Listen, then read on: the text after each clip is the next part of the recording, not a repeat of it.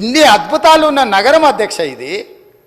ఈ అద్భుతాలు ఉన్న నగరంలో మనము ఎంతో కొంత దాన్ని చెడగొట్టకుండా దాన్ని నిలబెట్టాలని మేము ఆలోచన చేస్తుంటే, ఓవేళ చదువుకొని ఉండొచ్చు అమెరికాలో, ఆ చదువు చెడగొట్టడానికి ఎందుకు వాడాలి అధ్యక్ష? మంచి కోసం వాడవచ్చు కదా.